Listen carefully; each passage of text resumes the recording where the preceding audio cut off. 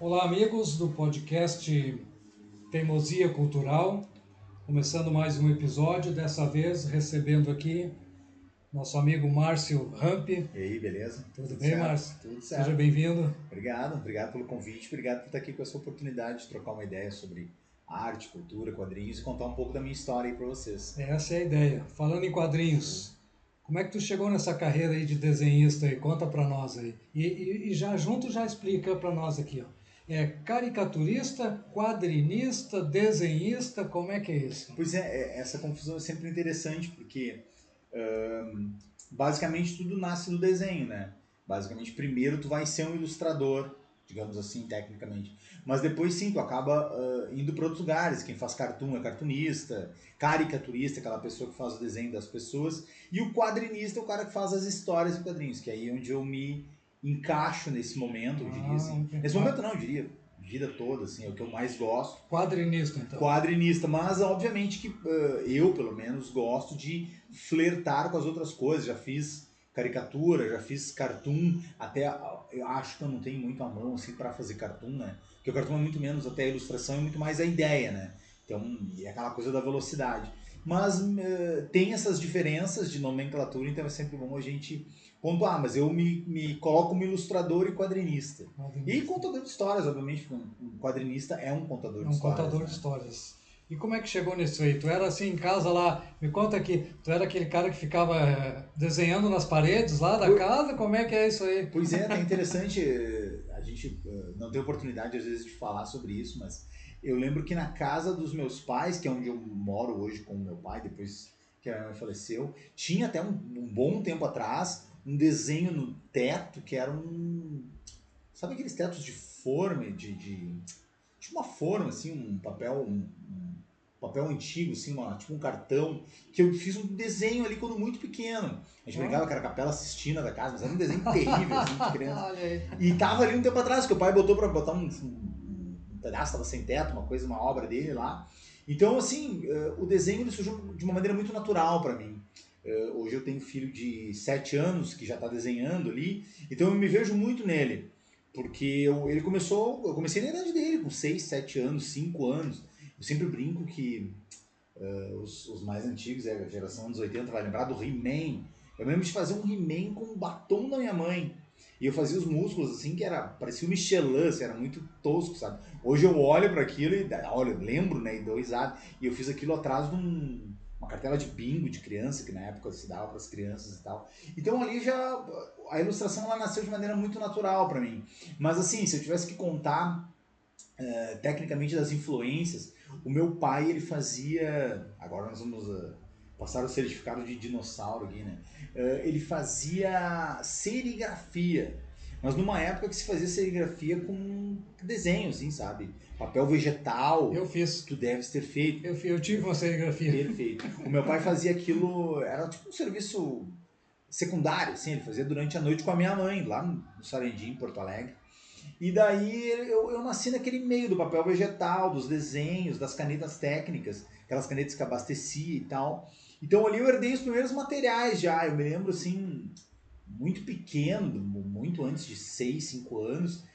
Até porque com 6 anos que a gente veio aqui para Cachoeirinha. Então isso aí é Porto Alegre ainda. E eu lembro de madrugada, assim, eles trabalhavam até altas horas da madrugada, de eu ficar vendo filme na televisão. Hoje meus filhos não veriam ver o Alligator, por exemplo, que é aquele que o cara bota o crocodilo no vaso, ele vira um monstro. Eu lembro de ver aquilo quando bebê, assim, quando criança, e de estar naquele meio dos desenhos. Então aquilo começou a acontecer de uma maneira muito natural. Até pela questão do contato com os materiais, com as canetas que o pai e a mãe tinham. Só que a minha mãe, ela era uma colecionadora de quadrinhos, assim, ela lia Turma da Mônica e Disney, era o que ela gostava. Ela trabalhava, antes de eu nascer, nos anos 70 ainda, ela trabalhava no centro de Porto Alegre e costumava comprar para ler aquilo nas viagens de ônibus do trabalho. E aí depois ela achou, em algum lugar no centro, um profissional que fazia um encadenamento, que era tipo fazer uma bíblia daquilo, transformava as várias revistas num livrão, assim. Tava uma capa dura Uma ali. capa dura, bonita, assim. E aí eu me lembro que aquela foi a minha primeira experiência com quadrinhos, assim. Até eu falo nas palestras, nas escolas, quando eu conto essa história, que eu consegui pedir desculpa para ela em vida de ter destruído, claro, porque eu destruía quando criança, rasgava, riscava, então Era uma coisa muito caótica, mas já era uma maneira de contactar com os quadrinhos, né? Então, eu já falei em alguns lugares sobre literatura e quadrinhos, essa relação, até porque eu tenho algumas coisas que eu já ilustrei de literatura, e o pessoal às vezes fala que o quadrinho é meio que a porta de entrada para a literatura, né? Isso. Tu chama de quadrinho, eu chamo de gibi. Isso, gibi, aqui no Gibi. Brasil se fala gibi. E aí, o que eu digo assim, quando meu pai e minha mãe começaram a oferecer que tu começa a leitura na escola, a ler os livros, eu já li, eu comecei a ler os quadrinhos junto, então isso ajudou um monte, assim, a gostar daquilo. Mas eu lembro, assim, que dois pontos de virada-chave, eu comecei na Disney, no Maurício de Souza, que era muito legal, mas quando eu descobri o Menino Maluquinho, pra mim foi um ponto de virada, assim, Ziraldo. porque o traço do Ziraldo era uma coisa menos homogênea que Disney, menos homogênea que o Maurício de Souza, que eu gostava, mas ele tinha uma coisa de achura, uma coisa um pouco mais suja que me atraía mais. Então Não chegava a ser uma caricatura, né? Isso, mas, cara, aquilo ali mudou minha cabeça. E aí, sim, ali depois do Ziraldo, até encontrei o Ziraldo depois na Feira do Livro e agradeci a ele ainda em vida, porque foi um dos meus mestres e um que eu tive a oportunidade de conhecer, e foi muito legal, assim. Só que depois eu conheço, o outro ponto de virada, e aí determinou muito da minha estrada, foram as revistas, os gibis de super-herói. Eu me lembro de ver o Hulk do John Byrne, assim, daí, nossa, ali quando eu vi aquilo ali, aí já devia ser 87, 88, já com 8 para 9 anos, ali mudou totalmente a estrada, assim. Aí eu me aficionei naquilo e aí comecei a fazer quadrinhos, assim, meio à la louca, como se diz, né? Claro, eu costumo também falar isso nas escolas, que é muito diferente do mundo que a gente tem hoje, muito diferente. Eu lembro de uns anos 90, ali com 15, 16, fazer muitos quadrinhos, mas que ficavam na gaveta, porque tu não tinha como publicar. Sim. A autopublicação era uma coisa difícil por editoras, então mais ainda. Mas hoje aí veio a internet, veio tudo, então aí as coisas bastante. facilitaram um pouco, assim. Facilita Mas mesmo. foi mais ou menos assim que o quadrinho apareceu, assim, na minha vida.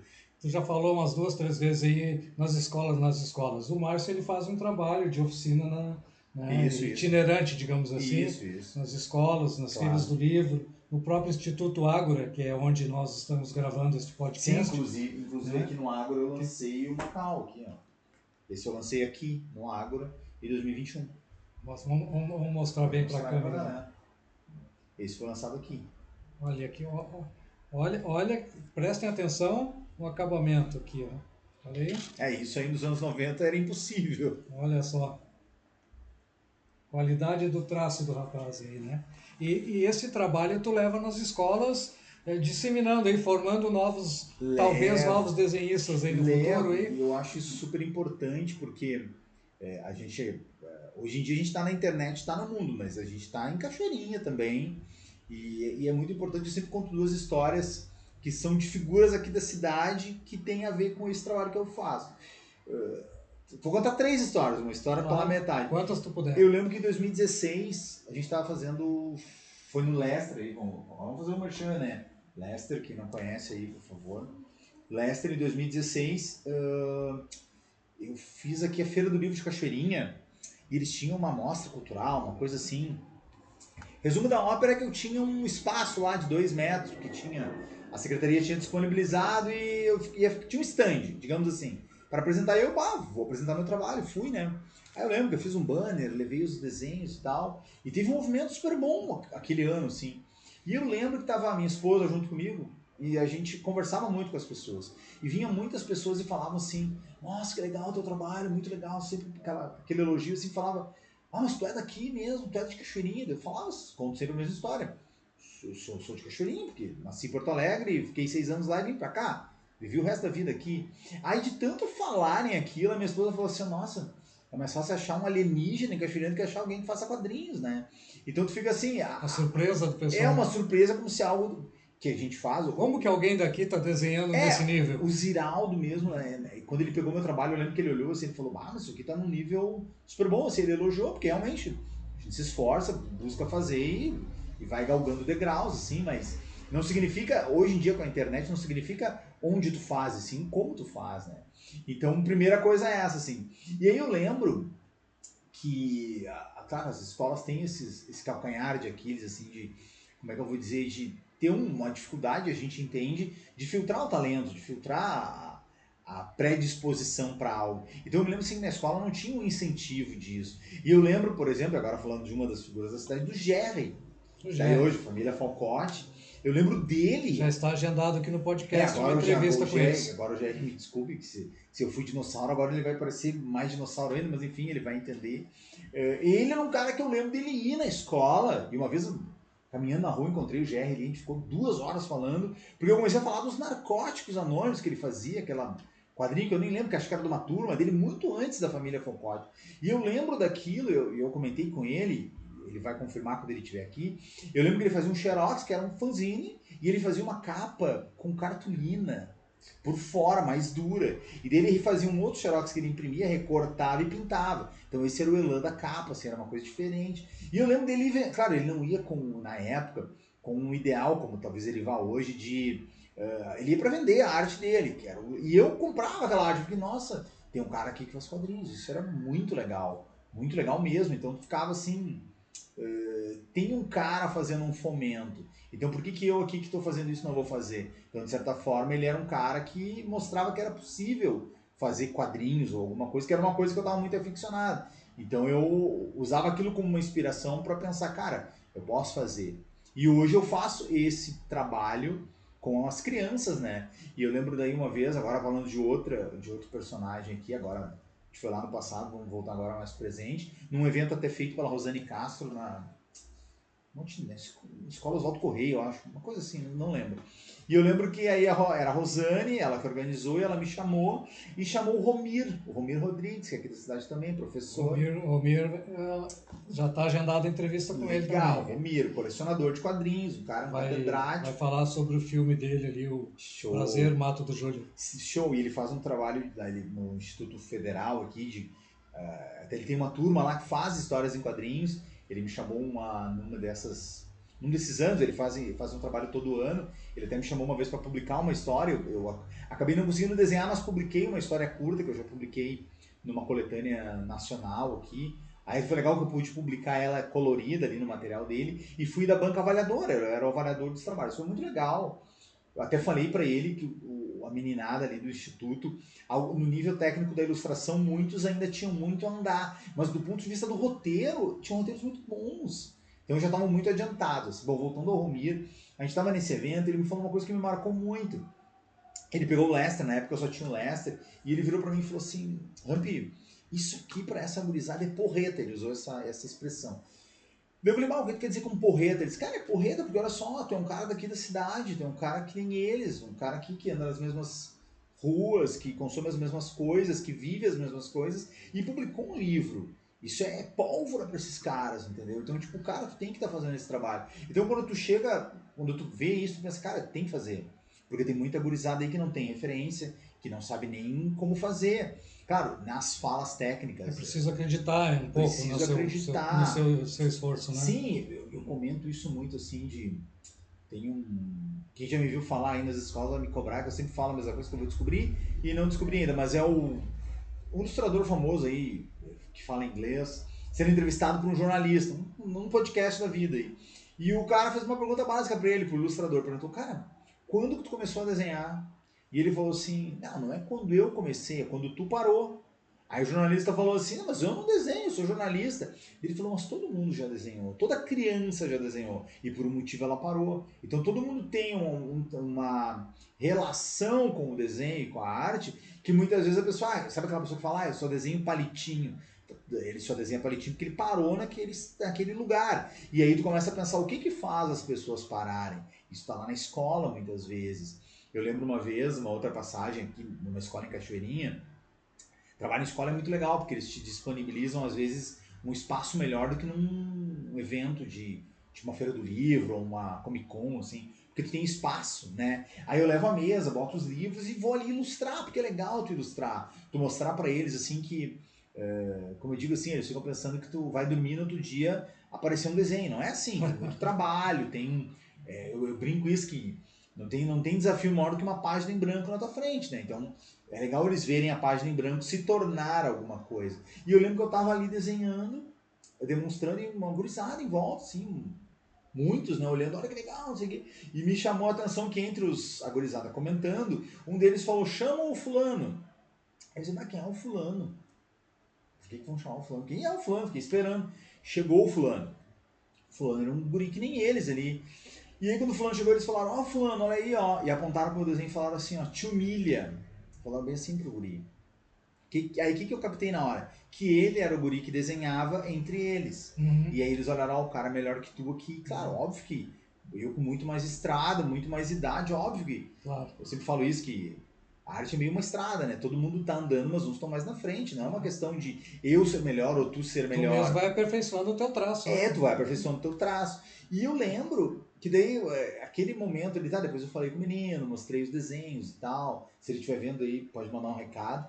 E aí tu pensa assim, ó, quantos não tem essa oportunidade de sair dessa questão da comparação, do te humilha e dali ele vai se fechando cada vez mais. Então eu trabalho muito isso, essa questão do é possível fazer. E claro, não só...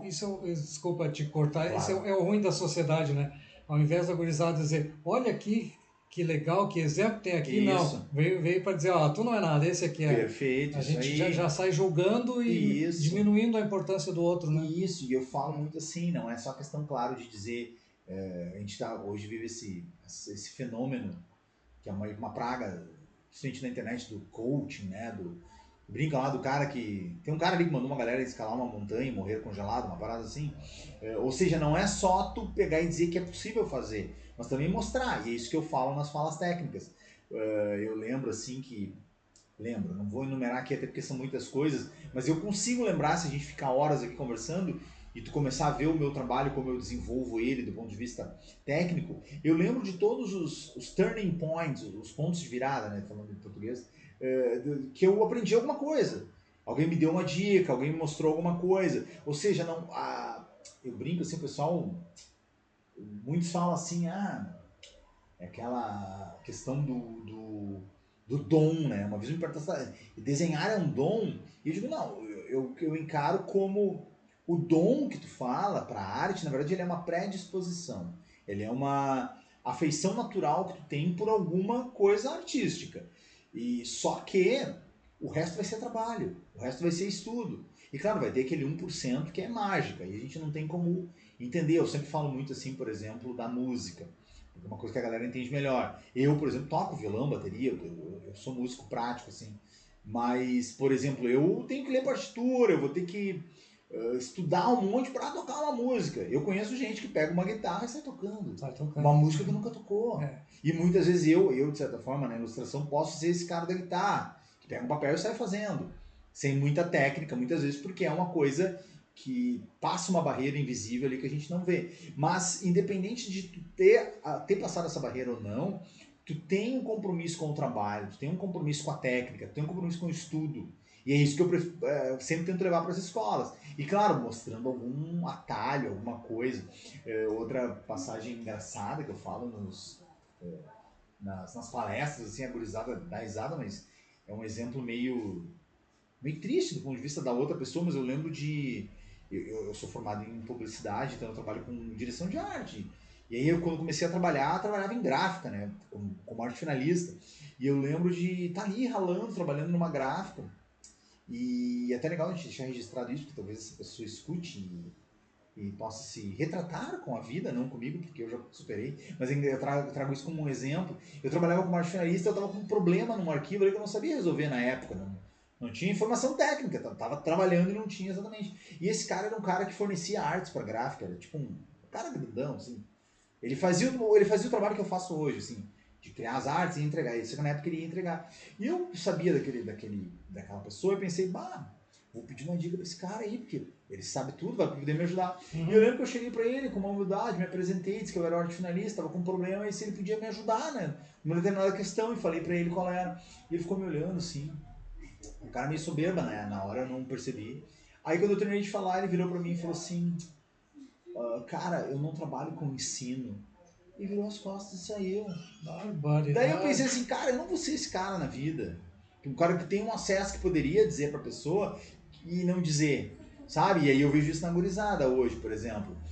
Como é que tu faz a transposição do orgânico digital? Como é que tu produz só no digital? Eu prefiro só as cores no digital. A minha produção ela é muito orgânica, assim, ela nasce do papel, lápis, grafite, nanquim, e aí arte final, e aí depois que a gente digitaliza. Mas tem muitas dúvidas que eles têm, que muitas vezes em uma hora de conversa tu resolve muita coisa, que não se resolve ali na hora, mas com aquela informação que tu deu, tu tá potencializando novos Sim. artistas. Então, assim, eu faço esse trabalho com muito orgulho, com muita gratidão, assim, por saber que tu vai encontrar gente depois. Aí eu já Infelizmente. encontrei gente aí depois. Tu falou algo aí, né? Esse é do ser humano, da sociedade, né? Claro. Infelizmente. Tu quer dizer, tu não está ensinando, não vou ensinar porque é mais um concorrente meu. Ah, Por favor, é muito pequeno, muito mesquinho uhum. isso, né?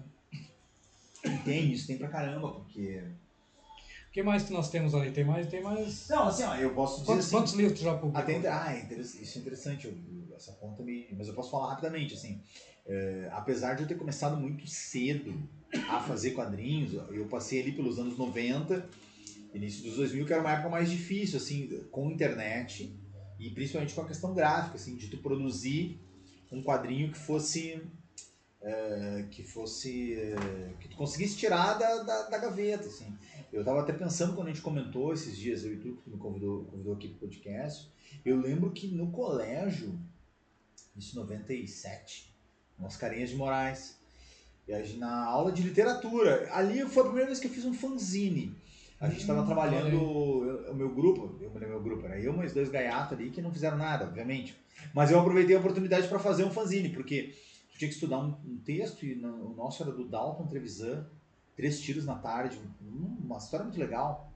E aí vou fazer uma adaptação em quadrinhos disso, eu desenhei 5 páginas. Então até no meu Facebook ali perdido, eu anos depois coloquei isso de volta ali. Eu refiz as letras, né, hoje digitalmente. Na época eu fiz à mão, assim, mas... E ficou bem legal, assim, é um material que... Eu me orgulho, não é uma coisa que eu falo, eu tô num nível mais adiantado hoje, mas tenho muito orgulho daquele material. E eu lembro que a gente fez um fanzine, xerox ali, eles me ajudaram com dinheiro.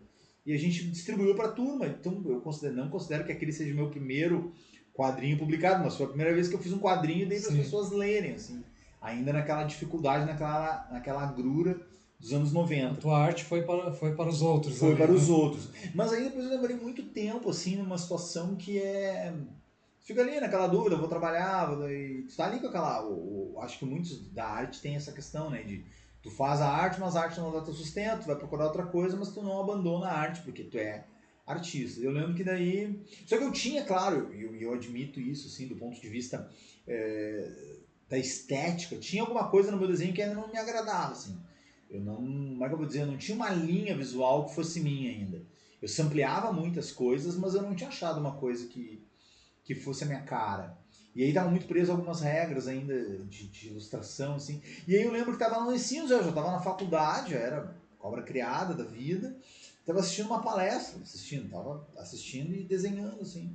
E aí naquele momento ali, sabe, quando tu tem um outro ponto de virada, assim, desenhando ali com uma caneta esferográfica, cara, tá aqui o caminho que eu quero seguir. Ali que eu comecei a achar o traço que eu queria fazer. E aí que eu comecei a fazer Disco do Vida, que é o meu primeiro material autoral, assim, publicado, autopublicado. E ele é de 2009 já, eu já tinha quase 28 para 29 anos, assim. Então foi a primeira vez que eu fiz uma história que eu disse, cara, essa história é minha, vou publicar. Publiquei, e daí, claro, e aí essa experiência assim, é muito legal, porque a minha primeira experiência foi em 2009, já era um tempo bem longe, assim, então... E aí a primeira questão que aconteceu, quando eu publiquei a primeira vez, assim, independente, foi que é muito legal publicar, é muito legal ver o teu quadrinho publicado, mas aí tu começa a ver como é que esse quadrinho chega nas pessoas, aí tu já tem uma primeira dificuldade, assim. E daí, 2 anos depois, porque daí em 2010 ali eu fiquei envolvido com um trabalho de conclusão, trabalho de pesquisa na faculdade, casamento, daí em 2011 que tava... Eu publiquei uma outra história, daí foi exatamente o oposto, que é uma que eu não tenho aqui, que obviamente é o Abutres no Fim do Mundo, que é uma adaptação do conto Os Abutres, do Kafka, que tem uma adaptação no livro do Peter Drucker, que é um quadrinista nova-iorquino, ele faz várias adaptações do Kafka, eu peguei aquele conto em específico e fiz uma adaptação. E aí eu publiquei na internet.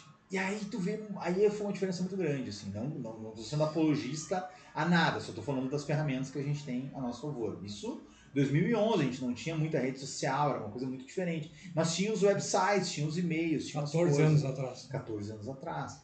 Eu publiquei aquilo, eu lembro até hoje, eu tinha um site meu ali, que eu trabalhava com isso, botei a história no ar e divulguei no Twitter na época, assim.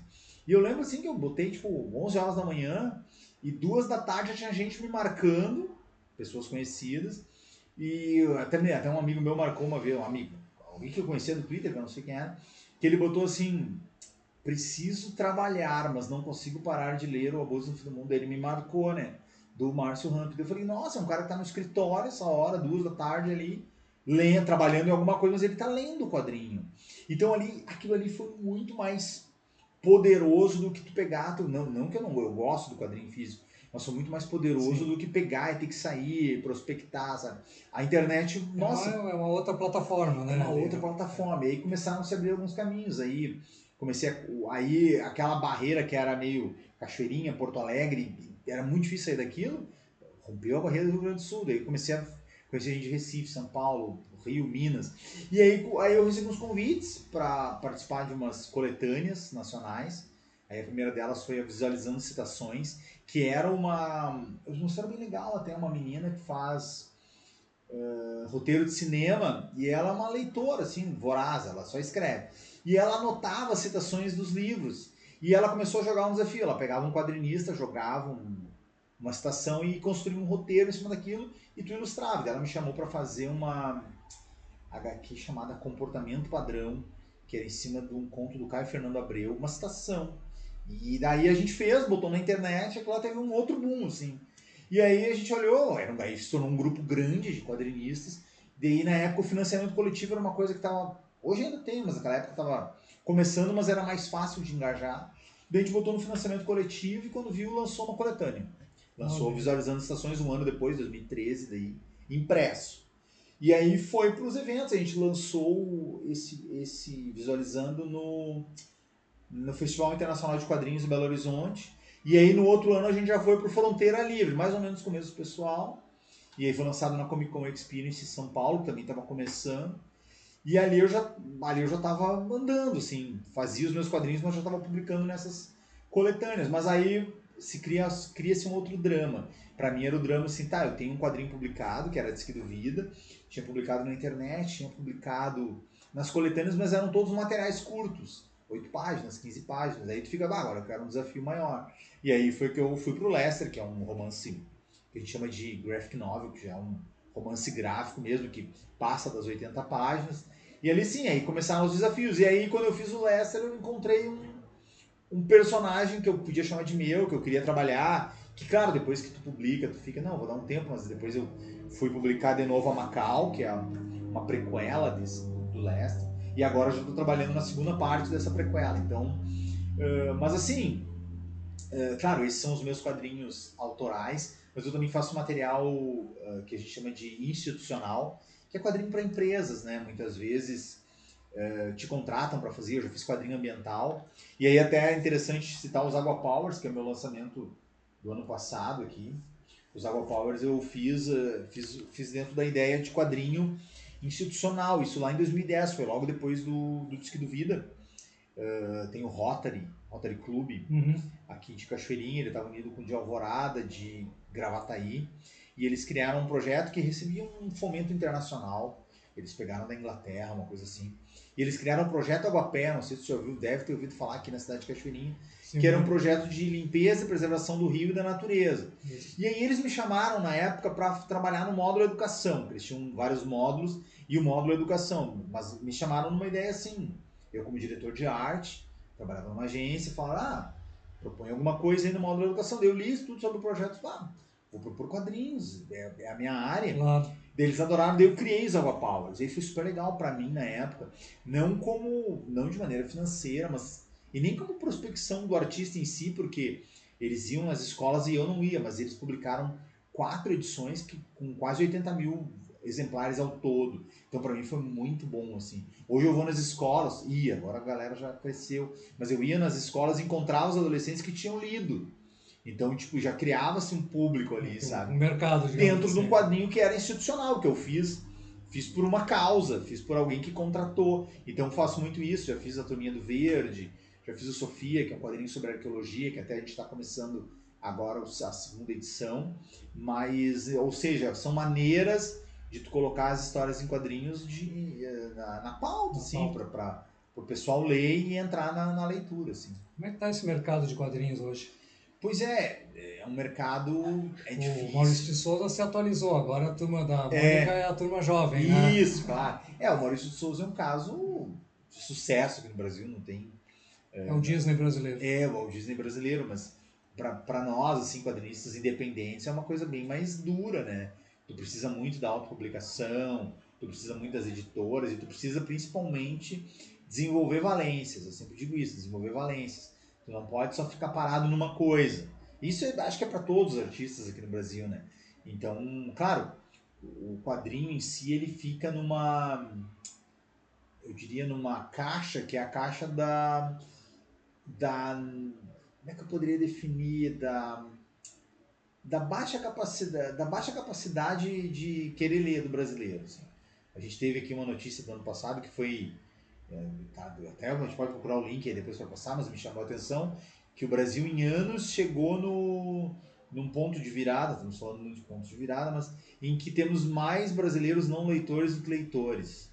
Estou falando de livros, mas minha mãe me ensinou que é tudo, é jornal, quadrinho, ler a placa na rua, tudo é leitura. Revista, Então, ou seja, o quadrinho está inserido nessa questão da leitura.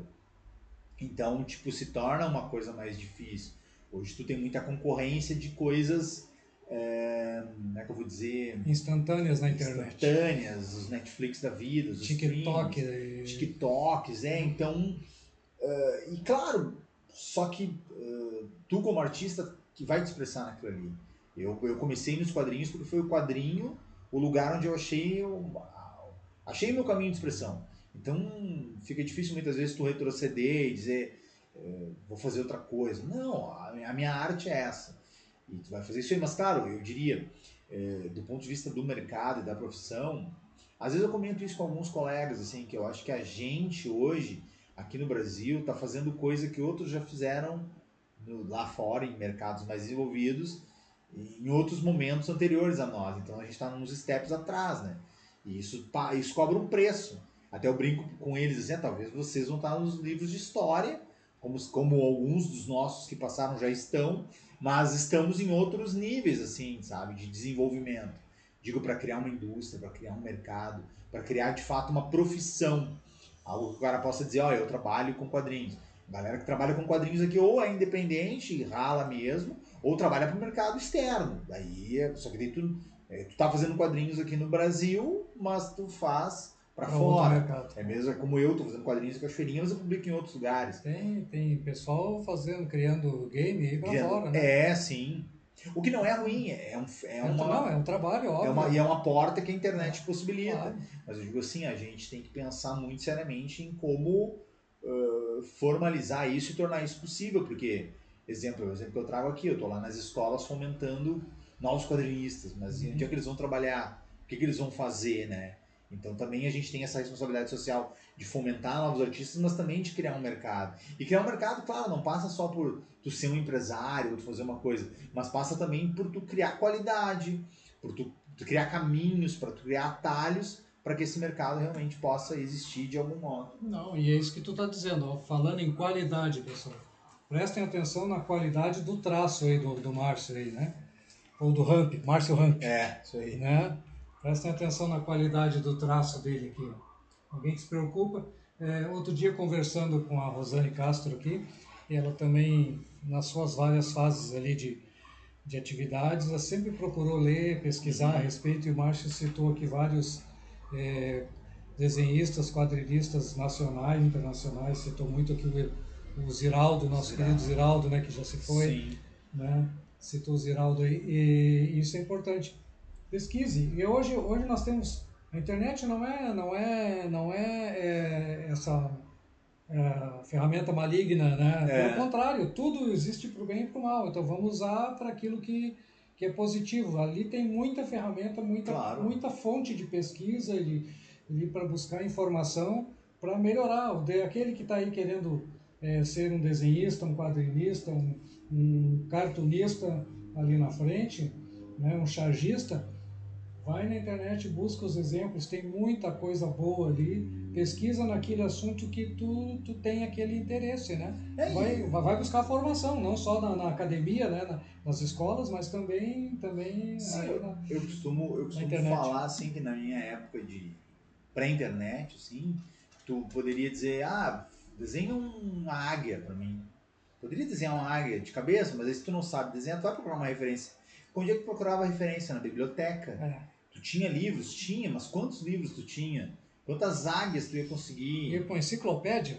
Talvez tu conseguisse 3, 4 fotos. É. Hoje em dia, nossa, tu pega 1000 referências na internet. Tu bota no Então, Google ali, águia, desenho ali, aparece quanto, então né? hoje assim é muito mais fácil, mas também tu tem profissionais mostrando como desenha, traço acelerado. Eu acompanho um monte de gente assim, ali tu já tá aprendendo. Até para montar meu equipamento aqui, eu fui pro YouTube Pô, imagino. buscar Para dicas. trocar um chuveiro, tu vai pro YouTube, né? Hoje em dia. Mas assim, ao passo que isso existe, falando de arte, também tu tem é um sistema todo meio over, né? Então que ele te inunda de informação, mas tu não sabe o que fazer com aquilo. Eu tinha um professor na faculdade que ele dizia isso pré-2011 ali, um avião passando aí. Ele dizia uma coisa muito legal, que ele dizia assim, ó, vocês, essa geração, e ele não queria dizer nós, aquela idade, ele queria dizer as pessoas desse momento na história da humanidade aqui, são as pessoas que mais acesso à informação têm na história da humanidade. Mas em compensação, talvez seja a geração que tem menos capacidade de cognição disso, de conectar essas informações. Saber o que fazer com essa Saber o que informação. fazer com as informações. Então, muitas vezes, voltando para essa questão do desenho, muitas pessoas me perguntam assim, meu filho desenha, pô, muitas vezes preocupação de pai e mãe, mas como é que ele vai, que ele pode fazer e tal? Porque tem essa dúvida, né? Eu vejo muita gurizada fazendo mangá, que é legal. Eu sempre digo que muitos pais querem que façam, outros já não querem que eles copiem. Eu digo, não, deixa copiar. Tem um tempo de cópia, tem um tempo de sampler, como a gente fala. E depois aquilo ali ele começa. Daqui a pouco ele vai achar o traço dele. Isso, vai achar que é um pedaço do teu, é um pedaço do meu, é uma técnica do outro. Mas esse processo ele tá, como eu falei, dentro de uma coisa muito over, uma coisa muito inchada. Então, se ao passo que o cara quer fazer ali, o jovem está ilustrando, mas ele tem o interesse do videogame, ele tem o interesse da série que ele está vendo, ele tem o interesse da vida dele. Então, para tu fomentar um artista dentro disso daí, nossa, é difícil assim. Então, ou seja, temos um cenário muito positivo para várias coisas, mas a gente tem que ter cuidado para não se deixar levar por isso e acabar não produzindo, porque saber filtrar. A arte é produção, não tem, tu vai ter que baixar a cabeça e produzir de algum modo, não tem outro jeito assim, né? E fazer arte, precisa ser teimoso para isso nesse país? Eu acho que precisa. Dentro do nosso mote aí do teimosia cultural. Eu gostei muito do nome e eu acho que tem que ser teimoso em vários aspectos, assim. Eu lembro, essa é outra história que eu conto em alguns lugares aí, eu lembro que eu fazia, como eu falei aqui no início, muito cedo eu comecei a ilustrar. E ali quando eu comecei com quadrinhos de super-heróis, Superman, Homem-Aranha, aquela coisa, eu tenho um primo que é 5 anos mais velho do que eu, que a gente era muito próximo quando criança. Então, 5 anos ali eu devia ter uns 9, digamos. Ele já tinha uns 14. E eu lembro que ele fazia uma técnica, que eu não sei bem o nome, mas aquela técnica de tu faz uma grade e depois tu replica a grade em uma proporção maior. Sei. Isso na mão grande, sem computador. Já vi, e ele colocava o desenho embaixo e ele replicava o desenho maior. E eu lembro assim que ele fez... já fiz isso. Eu lembro disso que ele fez me marcou, ele fez o Batman vs Superman do Frank Miller. É uma técnica de ampliação. Isso, ele fez o Thor do Walter Simonson, que era... Mano, ele fez uns posters gigantes, assim. E eu, 5 anos mais novo, que eu tentava fazer também, só que eu fazia na mão grande, eu não usava a técnica dele, eu não tinha técnica. E óbvio que o meu desenho ficava ruim. Desproporcional. Vai dar mais perto do dele. E eu lembro até hoje que eu ficava muito frustrado com aquilo, assim, quando criança, reclamava e tal. E a minha mãe, né, voltando à minha mãe, me lembro que uma vez ela me falou uma coisa que me marcou muito. Ela disse, olha, ela disse, tu tem que entender que existe uma questão de coordenação até motora, que ele tem 5 anos mais que tu, ele já é adolescente, tu ainda é criança, ele tá mais desenvolvido até para produzir melhor que tu, mas se tu continuar trabalhando, tu vai conseguir, né?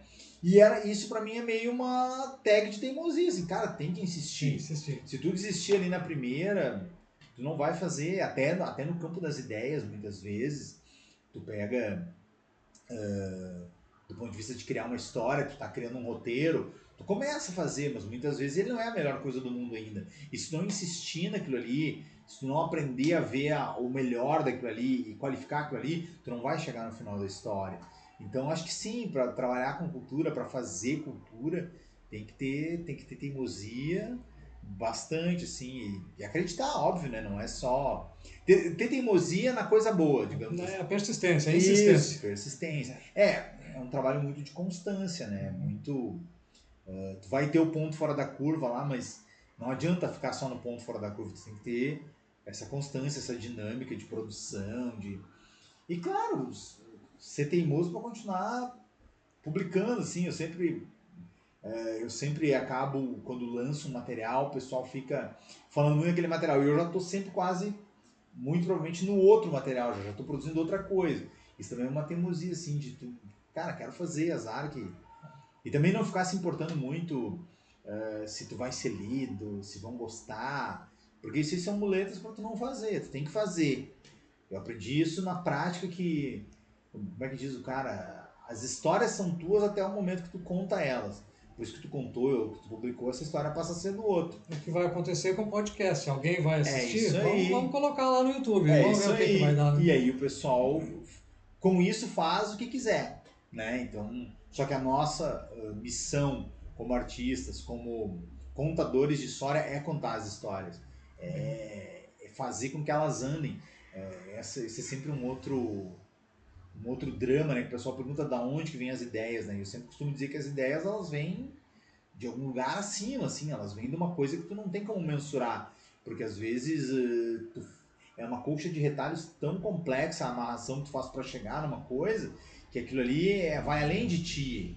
Então às vezes eu penso que o artista ele é meio que poderia dizer que o artista ele é um canal para contar as histórias que as pessoas querem ouvir. Na verdade, aquilo ali, as pessoas meio que já contaram histórias. Só tá recontando para elas de um outro jeito. Então é meio que eu costumo dizer que é um materializando ciclo, né? ela. Isso. Eu costumo dizer que é um ciclo de retroalimentação, sabe? Que tu te alimenta do mundo e joga pro mundo alguma coisa de volta. O pessoal sempre comenta assim, como é que... tu tá devolvendo material de qualidade. Pô, que bom, parabéns aí. Mas eu sempre digo assim, o pessoal fala assim, não é só, por exemplo, para ser um quadrinista, não é só tu desenhar. Se tu quer contar tuas próprias histórias, tu tem que ler boas histórias, tu tem que consumir boas histórias. E isso não tá só nos livros, tá nos filmes, tá nas exposições de arte, nas grandes galerias. Tu tem que ver essas coisas. E às vezes não é uma coisa muito óbvia. O pessoal às vezes fica pensando, nossa, eu vou fazer eu vou ver tal coisa, vou me transformar em tal coisa. Não. Tipo, vou dar um exemplo assim, me perdoem pela heresia, mas enfim, eu lembro a primeira vez que eu vi um Van Gogh, uma pintura do Van Gogh ao vivo. E eu tinha uma visão muito preconceituosa do Van Gogh, que o Van Gogh tem aquela pintura meio, como é que eu vou dizer, meio achurada, assim, que é uma coisa meio tinta têmpera, uma coisa muito bonita. Não é uma linha definida. Né? Isso. E eu olhava aquilo com um certo preconceito, assim, porque eu gostava de Salvador Dalí, eu gostava de umas coisas muito mais complexas do ponto de vista de construção. Mas quando eu vi a primeira vez ao vivo e vi como é que aquilo era, olhando, assim, tu via a pincelada do cara ali, tu pensava, e daí tu pensa, quando que o cara fez isso? Isso que eu ia dizer, que época nossa, foi é feito. genial o troço. E aí quando tu olha aquilo ali, que vira aquela chave dentro de ti, muitas vezes tu não sabe o que aquilo ali te diz, né? Então, como eu digo assim, tu vai guardar contigo e vai levar pro teu processo. Tu não vai virar o Van Gogh, vai fazer uma outra coisa. Mas a missão dele foi te dar algum alerta que tu não sabe qual é. E isso tá Então, o que eu quero dizer com isso? Se tu não vê, se tu não busca, se tu não consome, tu não alimenta. E sem a alimentação, tu não tem a retroalimentação. E claro, voltando pra internet, muitas vezes as pessoas, mas eu olho na internet. Não é a mesma coisa. Então, sempre que tiver uma oportunidade de ir numa exposição, de visitar um museu, de visitar uma feira do livro, de ler um livro, vai e faz, porque é diferente. Ver uma apresentação, ver um teatro, alguma coisa assim, é diferente. É outra atmosfera. É igual na música, né? Uma coisa é o disco, outra coisa é o show ao vivo. Exatamente, perfeito. Resumiu bem a situação, é bem isso mesmo. Podcast Teimosia Cultural recebeu hoje aqui como convidado Márcio Ramp, quadrinista, Quadrinista né, aqui da cidade. de alta qualidade, um traço muito lindo. Obrigado. Parceirão aí também das atividades sociais em Cachoeirinha, especialmente no Instituto Ágora. Agradeço a oportunidade, deixo o convite pro pessoal aí, quem quiser me seguir nas redes sociais, procurei por Márcio Ramp, manda um recado lá, fortalece o trabalho e, enfim, muito legal a tua iniciativa, acho muito importante Obrigado. a gente poder contar essas histórias aqui, porque quando a gente está aqui contando e gravando elas e disponibilizando, elas saem dessas conversas que a gente tem aqui muitas vezes. Essas histórias que eu contei aqui, eu já contei várias vezes em outros lugares aqui, mas talvez tenha passado, então... Fica o registro. Isso, agora uma maneira que as pessoas têm de revisitar isso, de ver, enfim, é isso aí. É importante a gente estar aqui podendo falar de arte, falar de cultura e se eu pudesse deixar uma mensagem, eu deixaria longa vida ao Teimosia Cultural aí. Obrigado. Obrigado, valeu, gente. Valeu, irmão. Valeu. Obrigado.